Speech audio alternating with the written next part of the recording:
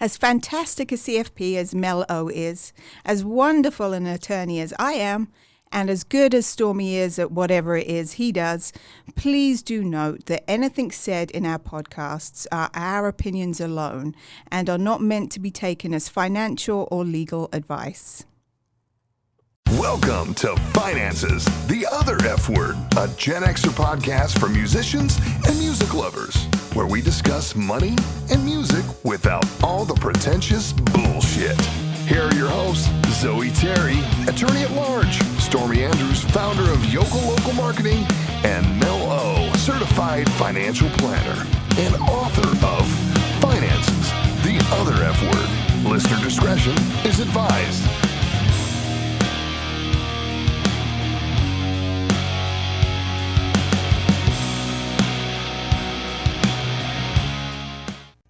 Try this again. Okay, so y'all on the audio actually missed it, but I was trying to apply lip gloss before we got started. So if you caught me on the visual, I would look all cute, and my mic is like right in front of my face.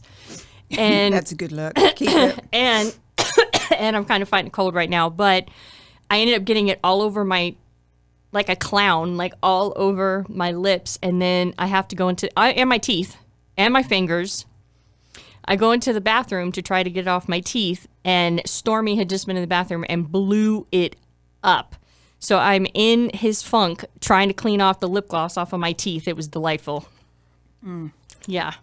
And he's not going to be joining us today because he has bathroom activities he's doing. But we have Mini Stormy joining us instead. We have Mini Stormy and... Equally as funny. Sometimes better. Sometimes better. And Zoe has a new snazzy haircut. I do. It's all been chopped off. Yep. So no makeup today, though, but a snazzy haircut. No, I can't do it all. She's not a Hollywood mom. No. So, hey, guys, welcome to Finances, the Other F Word. And today we're going to be talking about Social Security. But as always, I'm going to refer it over to Zoe and let her start us off in the usual fashion. Why, thank you. Well, first of all, we're going to welcome our new listeners from foreign lands. Foreign lands? Foreign lands, plural. That's like immigrant song. Excuse me, I have a little bit of gas. Oh, pardonnez-moi, as they say. And did you just fart? Yes, I did. Oh, God. All right, go ahead. I tooted. I can't even call that toot. That was just a gross flatulence. Great. I can't wait to also be sitting in your funk, too. Open your mouth. Anyway, so welcome new listeners from France. Ooh. First of all, bonjour. Bonjour. Spain, hola. Of course, hola. And Germany, guten Tag. Oh, is that hello? Yes. Oh, guten Tag. Okay, because there's a Simpsons character named Uter, and he always says guten Tag, and I never knew what it meant, so... Hello is what he's saying. Yay, so, Germany, guten Tag. Welcome world. So dun, dun, dun. that's great. And we'd also like to thank one of our biggest fans and loyal listeners, Remington Longley, who has Facebook messaged us, or just Facebooked us, I should say, and given us the idea for today's show. Actually. So please feel free, listeners, to shoot us your ideas for shows or just comments or anything you like, because we do pay attention. So. And Remington is an awesome name, by the way. Not as cool as Mel O, but pretty fucking cool. So kudos to him. Thanks, Rem. Over to you. Oh, yay. Woo. Okay, so for those of you who've probably heard me coughing in the background, I am... Oh, I just heard one more thing as I was driving over here on the... Am I coughing? Me talking about coughing reminded you? You look like you were going to, like... No, I have no interest in your sickliness. Okay. You don't want to make out? Are you sure? I've got a huge headache myself, so together we could just... Great. Wonderful. On the way over here on BBC America, I heard that Ed Sheeran tour is the highest grossing tour of all time. Wow. So just wanted to share that with y'all. Too. Okay. All right. Well, I'm not really sure what to do with that information. Let's see. We'll try to figure out how that ties into Social Security later. Actually, I just know how to do it because I'm that good. So I am fighting a little bit of a cold right now. I took a very, very disgusting half of an energy shot. Oh. Yeah. No, I did not take a poo. That's you and Stormy's gig, obviously.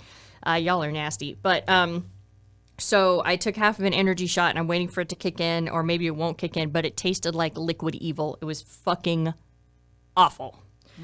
So, but it was natural. So I was like, oh, I'll take this. It'll be good. And fucking blah, whatever. It was gross. So we're going to be talking today about Social Security and understanding Social Security. And then Zoe is going to talk a little bit about artists who qualify for, did I make it plural again? Like George Michael's? George Michael's. I like making things I like plural. going to Targets. Yeah, well, that's your dad. That's not me. Yeah, I don't say Targets. Costco's. So there's a lot of things that we need to cover when we're talking about Social Security. And so first, we're just going to kind of, talk about how you qualify and when you should pull it and what the difference is in waiting. And then we'll kind of move through taxation, myths about Social Security, and things of that nature. So for some of our global listeners, I don't know if you guys have the equivalent of a Social Security system in your country. Britain doesn't have Social Security, right? Do they? What's it called over there? Social Security. Oh, is it? Okay. So do you know in our other countries if it... No idea. Don't. Dude, I'm expecting you to hold down the whole Eastern Hemisphere. Nothing? No. Nothing for you. Once again, I've been disappointed in Zoe today, but that's all right. So here in America, in order for you to qualify for Social Security, you need to have 40 credits.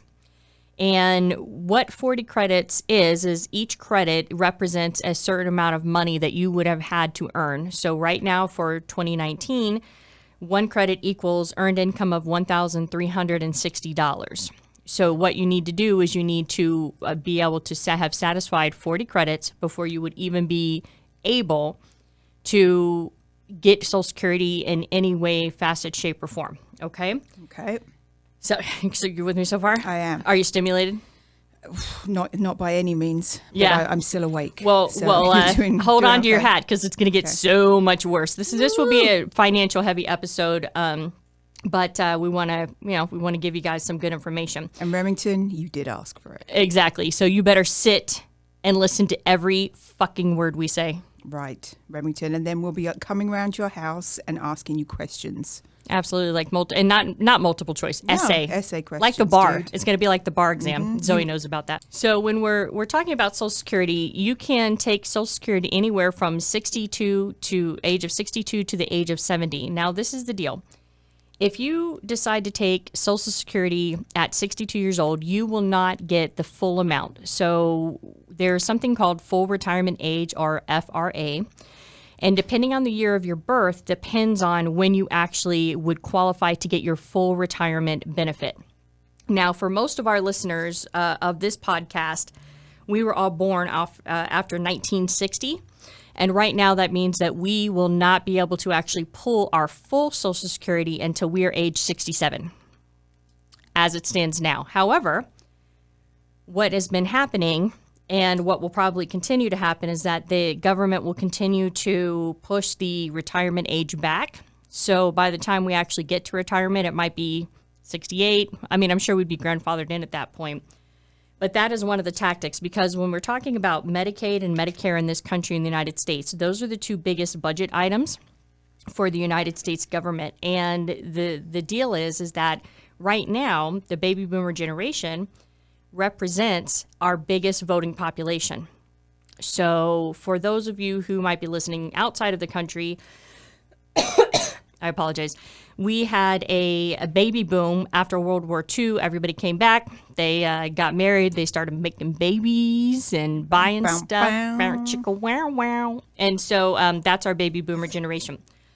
So when Social Security was originally introduced as part of the New Deal by FDR, think of it as a pyramid. So the way it was designed is that the people that were still working were contributing to the Social Security fund, and they were actually paying for the people at the top of the pyramid, the oldest of our populations. What has happened now is that we have kind of started to see an inverted pyramid where there is more people retiring versus more people that are in the workforce. So the baby boomers were having children. The Xers, not so much. Started having less children. Like, for instance, my grandmother was the oldest of 9. Zoe has 2 children. I know it sounds awful, right? Her She- poor mom. Yeah. Yeah.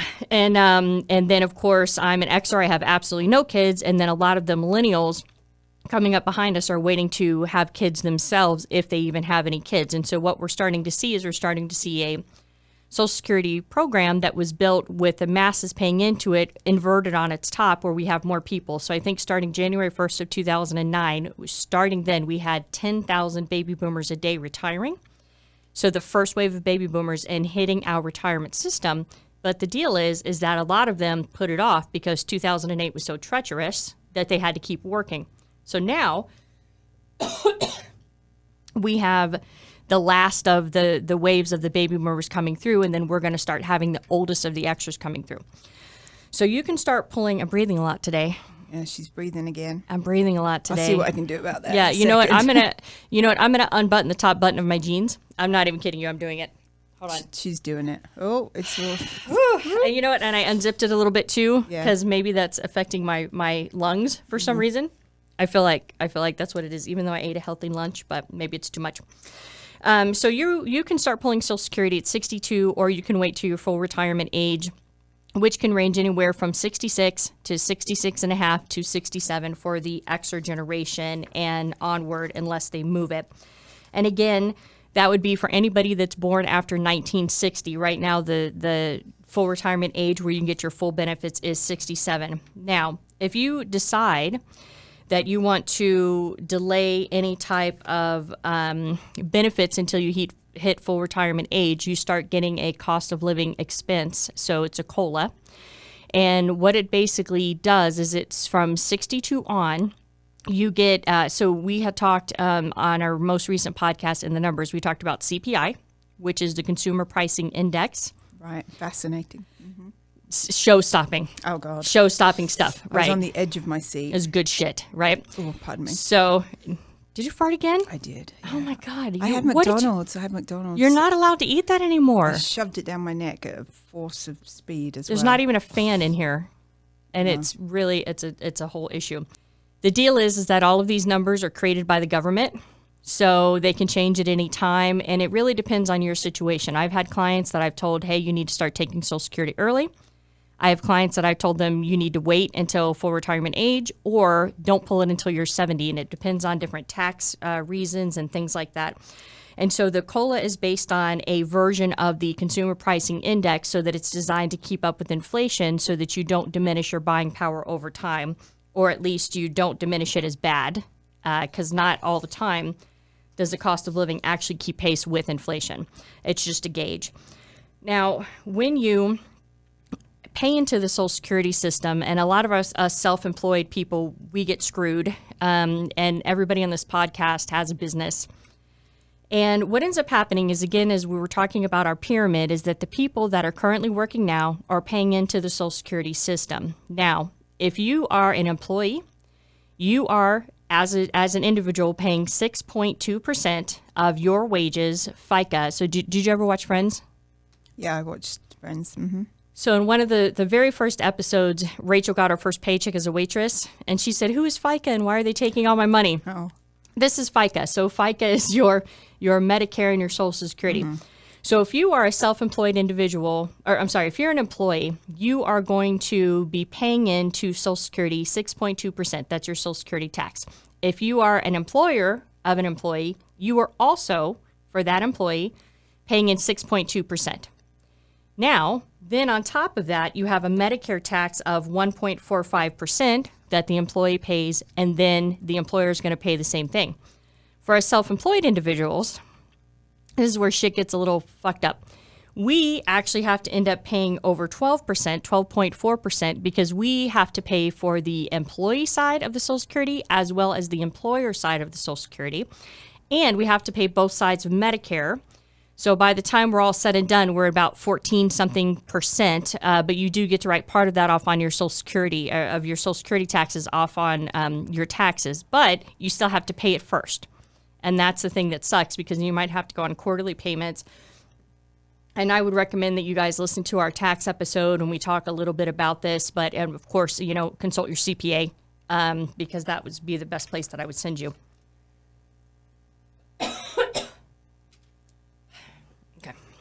She's just completely taken off her jeans now. I am, exactly. I'm going to be sitting in here like sweating like a Naked. whore in church right now. Oh my God, I'm hot and I'm coughing and all kinds of shit is going on right now. So when we're talking about income and we're talking about the income that you earn and what's subject to Social Security, at $132,900, every dollar that you earn up to $132,900 is going to be subject to this 6.2% Social Security tax. And that is the money that they're taxing you to put into the whole Social Security fund to help everybody who's going into Social Security and is on benefits. Now, what ends up happening is that anything that you earn over $132,900, and this is 2019 figures, let's say you earn $132,901. The $1 over the $132,900 will not be subject to the 6.2% Social Security tax, but will still be subject to Medicare forever. Right. So regardless of how much you owe, you're always going to pay into Medicare. And there's two systems in this country. You have Medicare, which is for our seniors, and then you have Medicaid, which sometimes can be used, but Medicaid is welfare. I mean, that's what the Medicaid system is. And you have to spend down assets to a certain point, and it's a whole thing, and we'll talk about that in another podcast. Now, the thing is that with full retirement age, it continues to rise. So when it was originally part of the New Deal, it started out that it was, I think, like maybe 55 or close to 60. And then what happened is that there was a big reform act that came in 1983 to make sure that Social Security was funded. They set up a gradual system to help keep Social Security funded all the way through. Currently, the statistics is 2034. And so there's a lot of people that are concerned that Social Security is going to be gone by the time they get there. And we're going to kind of address that because that's kind of true and kind of not true. But with the Reform Act of 1983, what it did was it slowly raised the full retirement age up, and it started increasing the amount of income that is subject to the Social Security 6.2% tax. And with that help, it started kind of filling back out the Social Security fund. And there's a lot of talk in this country about people borrowing from their Social Security, or the government borrowing from the Social Security fund. And so we're going to talk a little bit about what that actually means and what that looks like. Now, with Social Security, you have the 401k plans, and there's different pension plans that you can also participate in.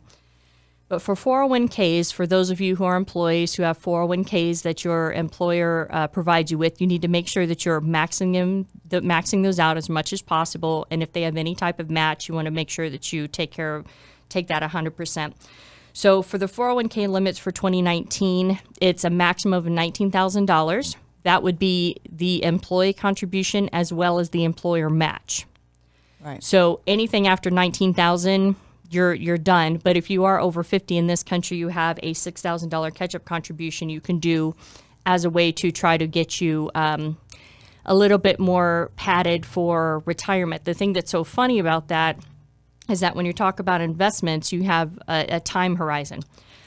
So if you have if I have a client who has a time horizon of 5 years versus somebody who has a time horizon of 20 years, then the person that has the longer time horizon of 20 years can be more aggressive. So if what does time horizon mean? Time horizon would be when you're going to use the money. Okay. So if you had somebody who was 5 years away from retirement versus 20 years out of retirement. Right. So if you're 20 years away from retirement, then I can be more aggressive with you depending on your risk tolerance and other things. And because you have more time to recover in the event that a 2008 happens again or something of that effect.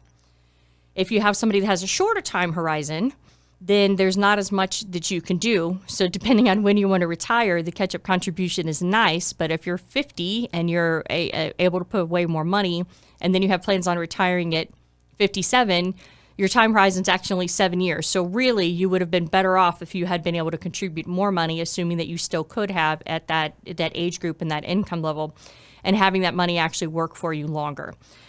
But that's the rule in this country.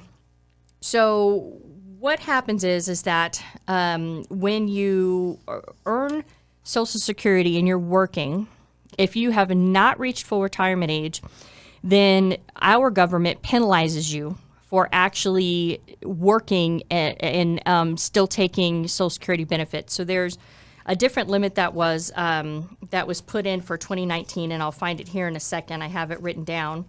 And what ends up happening is any amount of money that you earn after that, they end up taking away from you. For every $2 over the limit that you earn, they take $1 away from your benefits. Now, once you hit 67, assuming that's your full retirement age or a little bit younger if you were born before 1960, you can continue to work and continue to earn a whole bunch of money, and your Social Security benefits will not be affected. Now, if you were still working and pulling down Social Security before full retirement age for you, whatever that is, then they would give you additional credit so that when you did hit full retirement age, they kind of backdated a little bit for you, so you would see that your monthly income would increase. But what they're trying to do is they're trying to discourage people from pulling down from Social Security if they really don't need to. And so that's why you see that there's a reduce in benefits if in the event that you actually are still working, then they start taking a little bit of the Social Security benefits away from you. So that's something that a lot of times with clients when they go into retirement, especially a lot of boomers, what's end up happening is that they end up, doing a lot of consultation work, and, or maybe they have little side hustles where they do, sell stuff on Etsy and, drive around and deliver food or something just to keep themselves preoccupied. You have to be really careful if they've went into early retirement and they have the desire to pull down their Social Security sooner. And just recently in 2019, we did have an increase to the Social Security benefit for people. It was not the highest one, but it was like about a 2.8% increase to Social Security benefits, which is nice. The highest one we had was in 2012, but the point is that they are trying to do things to right the system as far as to help the seniors out a little bit. And with that, of course, when we talked about on our other In the Numbers episode, we talked about different levels of inflation. We talked about the CPI. We talked about medical inflation. They have different inflation. Education expenses have different inflation. And so what we're seeing that they're trying to give a little benefit to the seniors that are pulling down Social Security, and the Medicare costs are still skyrocketing. So it's their attempt to try to kind of balance those two out. I'm not on Social Security, so I can't tell you if they're doing a good job, but I bet you if I called my grandma right now, she'd have a couple things for us. Yeah, I'm sure we can imagine what the answer would be. Well, and so it's important, kind of tying this in back to the tax episode. When we talked about the tax episode, we talked about the increase in the standard deduction. And you have a standard deduction, and if once a standard deduction is done, if you qualify, you actually have the ability that you can itemize. But what ended up happening was part of the new tax code coming in 2019 is that they raised the standard deduction to a little over double what it was before, which meant that many, many, many people were unable to actually itemize their deductions.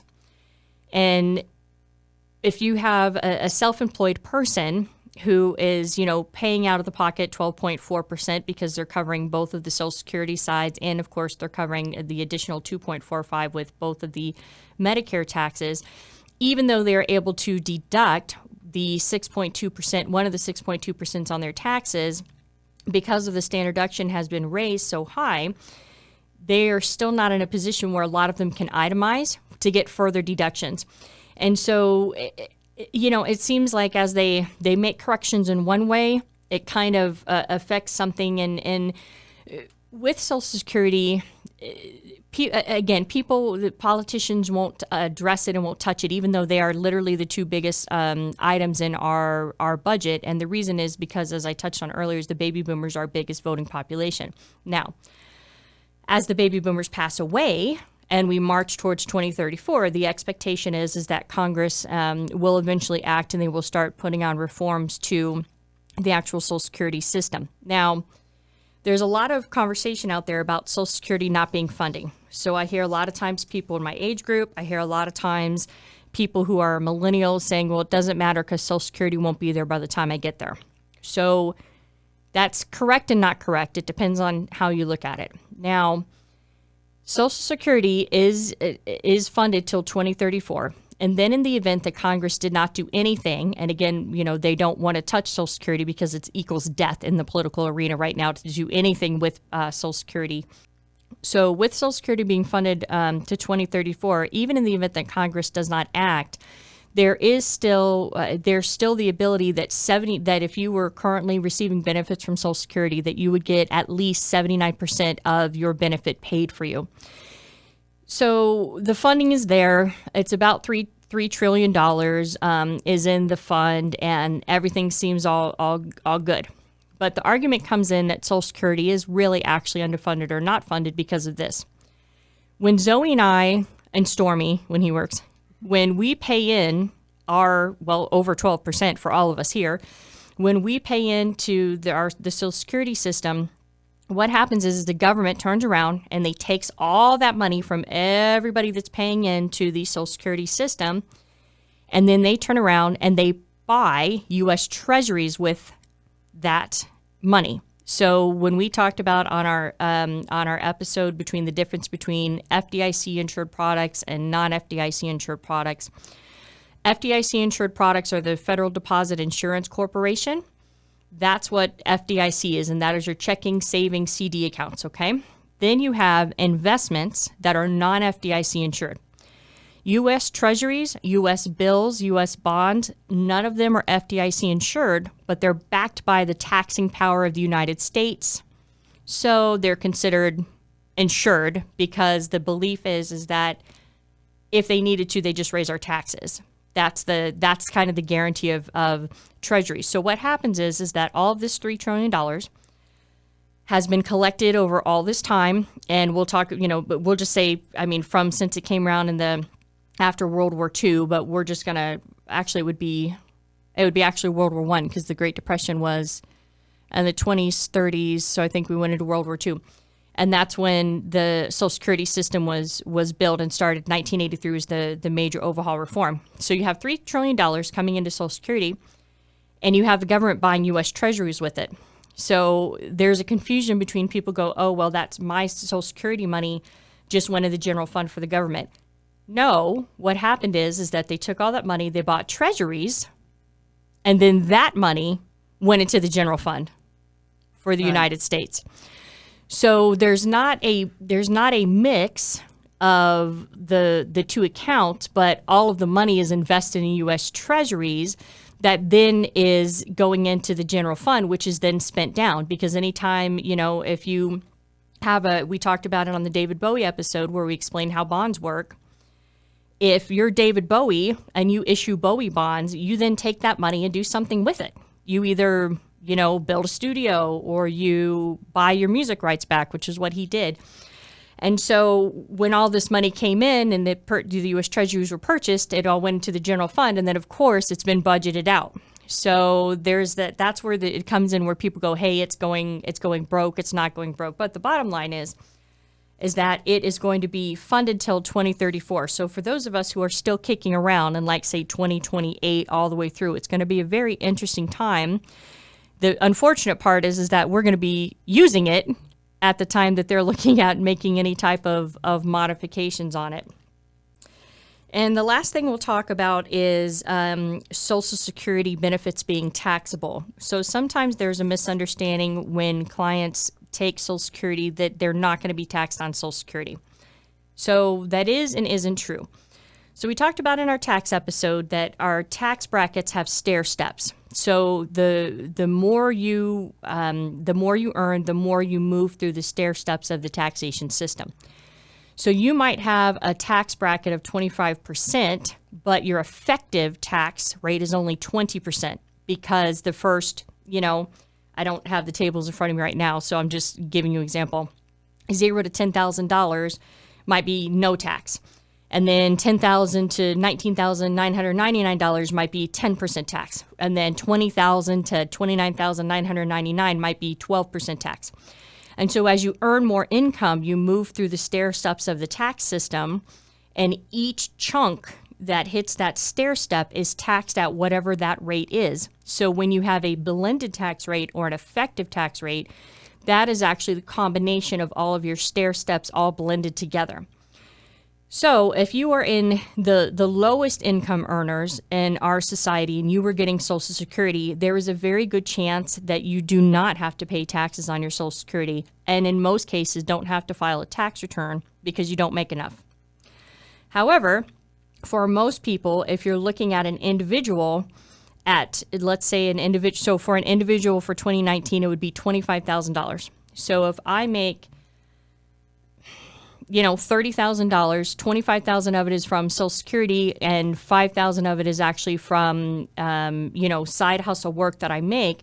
Then what happens is that anything over the $25,000 is actually taxable, even if it's a blend of some of it might be Social Security, some of it might be side hustle work. It doesn't matter. Anything over the 25%.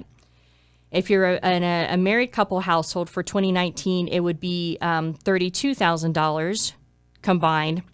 And then your Social Security could be taxable to you. The deal is that at the very most, what would happen is that it would be only taxable to a max of 85% of your Social Security. So if you make $1,000 in Social Security and you've exceeded the income limit, only $850 of that Social Security would be taxable to you.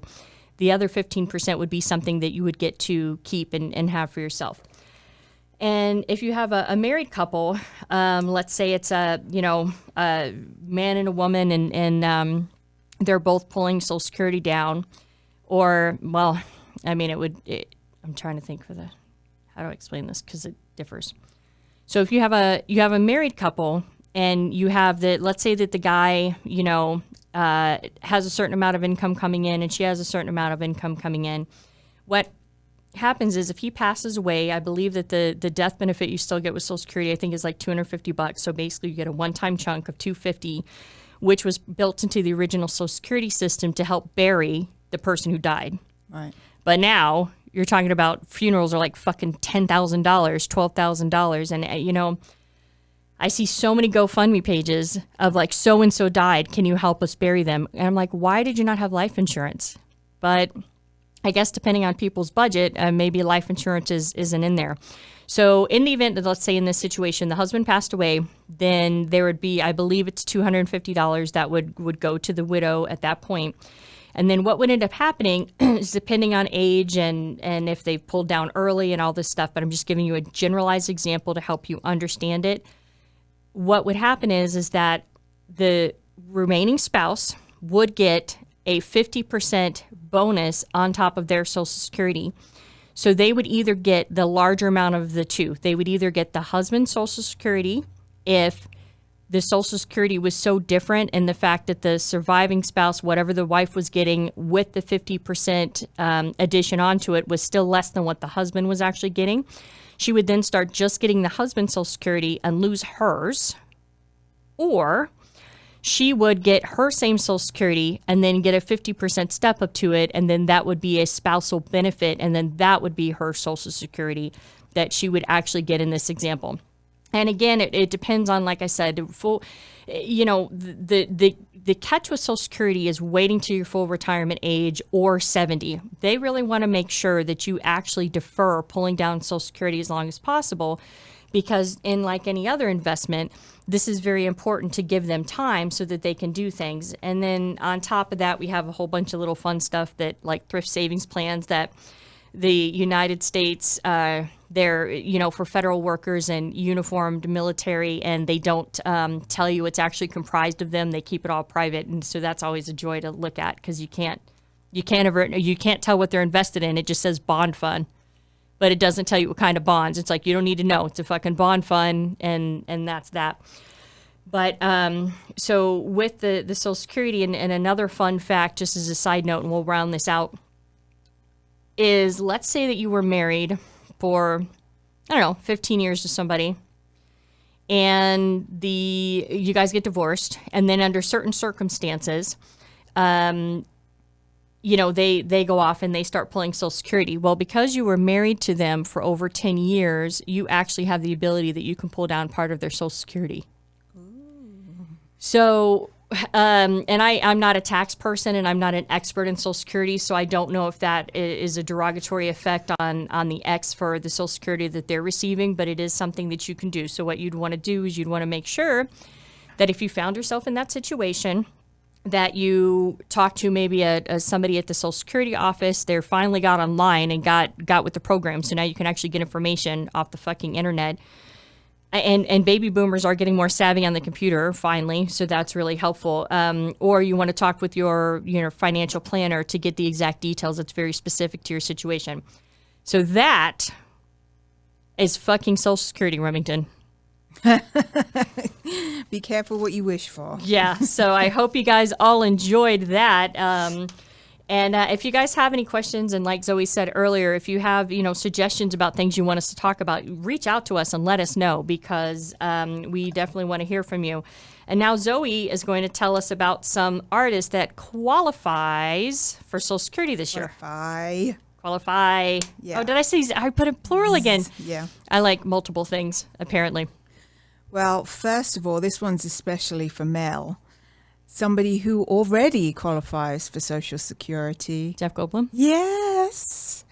He was born on October 22nd, 1952. So he's already 66 and a half. He is, yep. So there you go. He already qualifies, and he's still gorgeous. He's Lala, but yeah, I like him. But I don't know, is he really Lala, or is that just an act?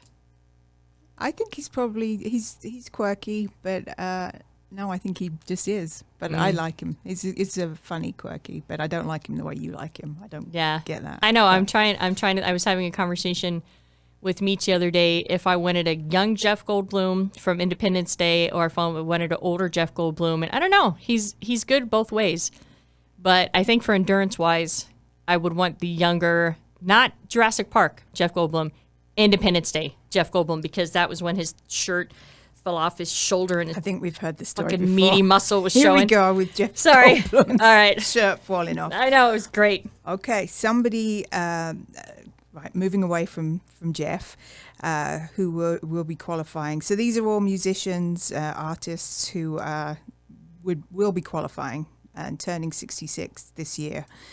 Cyndi Lauper. Oh my goodness, really? Yeah. She was born on June 22nd, 1953. So I know I know your feelings on True Colors, not one of your favorite songs. No. You didn't like it either, though, right? No. Yeah, not really. It's not great. It's not great. Not my favorite. I like She Bop. Time After Time. Yeah, Time After Time, so like sad. Like when I was younger, I would sit and cry for no reason because I was obviously too emotional as a teenage girl. You will find me time and cry. I hadn't even have a boyfriend, and I'm like, oh, this is so. I just want somebody to love me and not break up with me. And I was like, I don't know. Well, that was like 82 or 3. That was off of She's So Unusual. So like I was in 2nd or 3rd fucking grade. And of course, Girls Just Want to Have Fun. It was the anthem of our time, I guess. And I Drove All Night. I do like that song. I forgot about that song. That is a great song. Mm-hmm. To get to you. Yeah. Another lady who would be qualifying this year is Pat Benatar. Oh, wow. Have you ever seen her in concert? No, I haven't. I saw her at Mandalay Beach. Mm-hmm. Maybe a year or 2 after I'd first moved down to Vegas. She is literally 98 pounds soaking wet, and she still sings amazing. And it was a free ticket, and I still didn't want to go. And then I went there, and I'm like, man, I'm so glad I went to see her. It was awesome. Everybody wasn't getting high then. Not like at Ziggy Marley at the Mandalay Beach. That was, woo! This is way before it was legal too, and everybody was just ripped. Oh, well, I can imagine. Yeah, good times. Songs of hers that you like? Of Cyndi Lauper? No, back to Pat Benatar. Oh, Pat Benatar. Hit Me With Your Best Shot, Love Is a Battlefield. They're about the 2 main ones. So what is trivia question? What is so specific about Love Is a Battlefield in MTV history? I don't know. Love Is a Battlefield was the first video to incorporate conversation. Huh. So if you guys remember in the actual video, she was running away from home as a teenager, and she's clearly in her 30s. I don't even know how that even happened. And he's like, that's fine. I'd like to do that now. Yeah, I'm 46. I know. I also went, let's run away from home together. Oh, God. I call my friends all the time. I'm like, can we just run away? But she's running out of the house, and he's like, if you leave this house, you're never coming back. And she's like, whatever. And they're yelling, and then she runs away and starts not prostituting because MTV wouldn't let it, so she's No. private dancing with people. But she's a 30-year-old fucking teenager. And yeah, she's writing home to her little brother, and they're like missing it. First of all, I don't have any siblings, but I honestly don't think that older sisters and little brother are that fucking close that they're gonna take the time to write, and then he's gonna read it and then sit out looking out a window worrying about her. I'm like, were you guys doing it? Because that's a little fucking too close for siblings. Too much. Watch the video. You know Okay. what? When we post the information for this episode, we're gonna fucking post that video, and you can see exactly what I'm talking about. It's Okay. a weird fucking relationship. I'm making myself a note here to post video. Do it. It's weird. All right. It's creepy.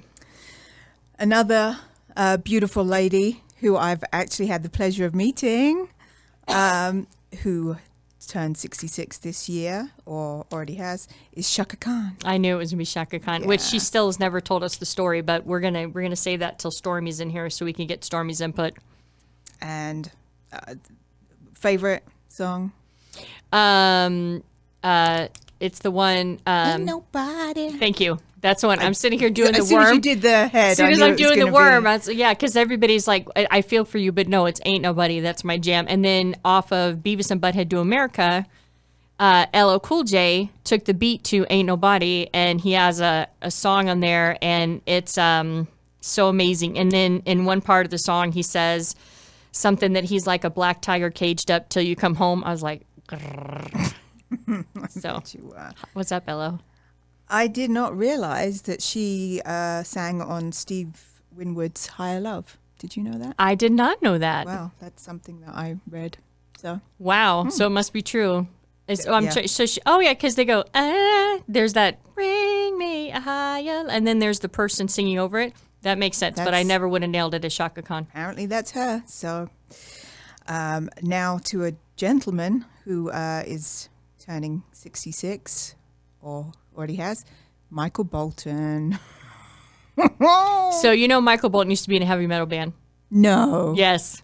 Oh my goodness. We'll post wow. that video too. Yeah, so when Okay. he first started, before he started, some people accused him of stealing the soulful sound. But I mean, he can sing soulful. I mean, get off his back. But he was in a metal band. That's where the long hair was. Because remember in the 80s, for a hot minute, he had the long, it was awful even then. Oh, it was. That's all I can think of is that awful haircut. Yeah, but Soul Provider Yeah. still makes me like grab my heart like a little girl and rock slowly side by side. Like if I think about it now, it's my favorite song by him. But yeah, he was in a heavy metal band or a rock band. Yeah.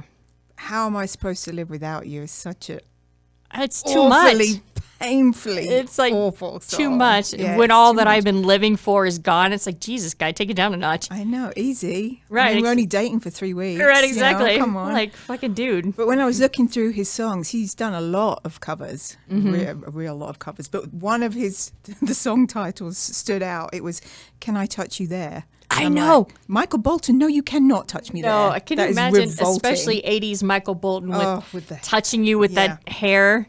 Yes, Oh, absolutely. God, that just, blah, Yeah. that's gross.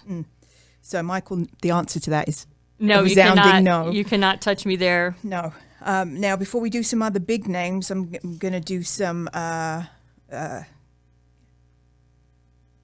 what are they called? Well, I don't know. I'm waiting for just you. Like, some Throw-ins, drummers, extras, some musicians? rather than just the Not big rock stars. Yeah. Okay. So I'm glad I could help and you I through had that. I had to look them up because I knew they looked famous, but and that you would know them, but Maybe. I didn't. Billy Sheehan, the bassist who has played with David Lee Roth and Tallis and Mr. Big. No? I hated Mr. Big, but Okay, well then, there you go.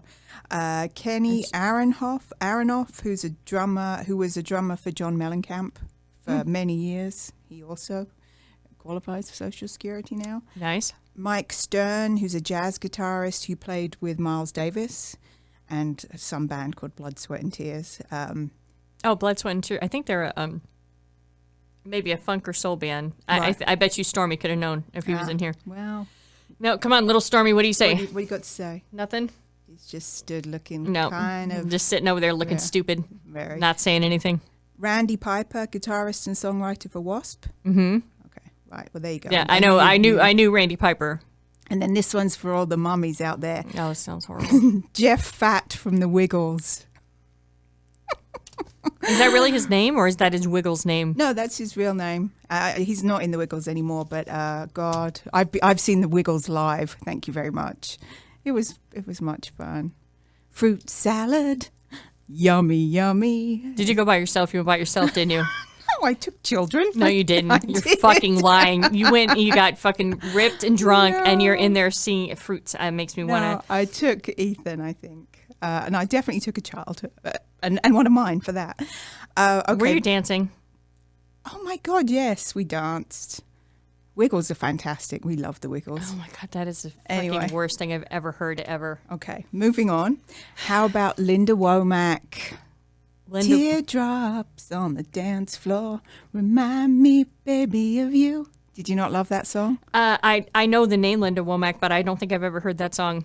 Womack. Why is she crying on the dance floor? I mean, can you imagine if you're at a club like, hey, and you look over, some ladies like crying on the dance floor? Please tell me that you haven't done that. We've all done that at some point. No. And you know another thing I've never done? What? I've never been one of those fucking bitches that you see at a club and there's a mirror and they're just dancing, Oh, looking at looking at themselves. themselves. You know what? We used to do that in the 80s. It was called fucking jazzercise, okay? So I hate that shit when I would go to a club and there'd be like one bitch or two bitch like dancing looking at themselves in the mirror. I'm like, are you even here trying to get laid? I mean, are you even trying to talk to anybody here?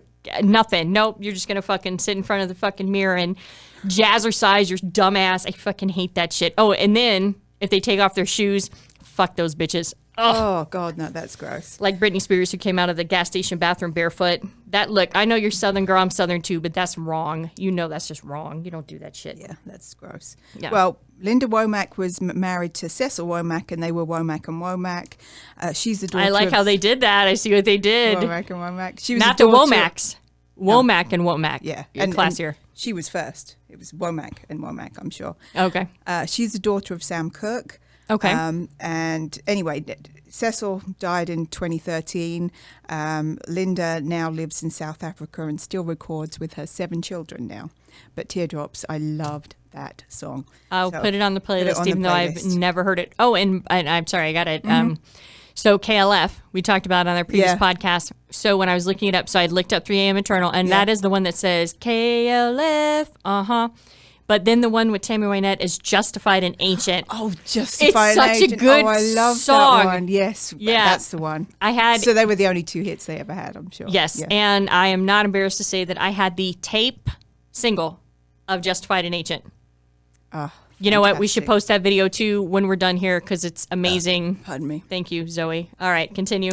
Okay. At least you're not farting. No, well, I was. No. 3 more. Charlie Wilson, who was originally with the Gap Band, and then has had, Gap Band, like You Dropped a Bomb on Me, Oops Upside Your Head, and then apparently had some hits by himself. There Goes My Baby. He's referred to as, he's best friends with Snoop Dogg. Apparently he's called Uncle Charlie. And Snoop Dogg apparently got married at his place. So anyway, And of course, Snoop's a resident of Vegas. We've talked about that Yep, before. What's so- up, Snoop? yep. How you doing, dog? I can call him that. Yeah. So anyway, clearly. Uncle Charlie qualifies for Social Security this year too. Now the only reason I mentioned this one is because this lovely lady is because she toured with Tom Petty. So I didn't know. I'd never heard of her. Lucinda Williams. She's more kind of blues and country, but apparently she's a big deal. Yeah, I might have heard the name, but I couldn't tell you anything she's saying. No, And I could be just making it up that I heard the name. right. Maybe I just heard it right now when you said it. Right, and So you were like, technically, I've heard it. Yeah. Yeah. So So anyway, so she does too. And then finally, a bit of British in here. Mike Oldfield, British prog rock. Famous, very famous album called Tubular Bells, which came out the year I was born. And is there a song called Tubular Bells? well, it's all instrumental. And the opening, the opening from one of his songs is the Exorcist theme song. Oh. So you That's can where. put That's that. literally where they came. I will put The Exorcist on there, and I will also put Rock the Bells by LL Cool J because that just came to my mind too. Okay, and that's all she has. That's all she wrote. Well, as always, that was stimulating and interesting and with a little less gassiness at the end, so that was really nice. And I'm still just feeling dirty by Michael Bolton's Can I Touch You There? Yeah. You know, we are going to have to put that on the playlist. Oh, yeah. I know that there's a YouTube video out there with the lyrics, and I don't know. And, you know, the thing is that I was probably singing that in junior high. Can I Touch You There? But then I realized that I was singing Sexual Healing by Marvin Gaye in like 3rd grade. I love that song. I know, it's a great song. But, I mean, I have get up, get up, get up, let's make love tonight. I'm in 3rd grade. I have no fucking idea what that means. I'm just like, hey, whatever. He's getting something. I don't know, maybe a Slurpee. Maybe they're going out to get a Slurpee. Yeah. Wasn't that what making love was? I have no idea. I bet you it'd be To better. this day, I don't know what making love is. Yeah, well, I bet you a Slurpee would be better. I'm just saying. Right now, it would be. Yeah. No shit, it's hot as balls in Vegas right now. So anyway, we appreciate you guys tuning in. And as always, if you have any suggestions of things that we should cover, please feel free to hit us up on any of our social media chapters. Yeah, okay. That's right. Chapters. Yeah, social media, Twitter at Amped Cheddar. Cheddar? She does not like the way I say amped for some reason. I always look at her. Facebook and Instagram at Finance is the other F word. Send us a message. Let us know. And for all of our people from other countries that have been joining us in the fold, can you hit us up on social media and please let us know how you found out about us? That would be fucking awesome to be able to hear from you guys. And if there's anything that you want to hear, let us know.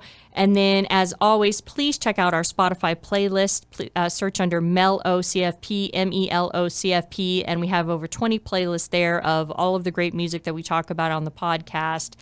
And continue. And also Michael Bolton. And also Michael Bolton. And continue to please listen, rate, and review us, and subscribe. And we really appreciate you guys. And that is it. We're out. Cheers. Thank you for listening.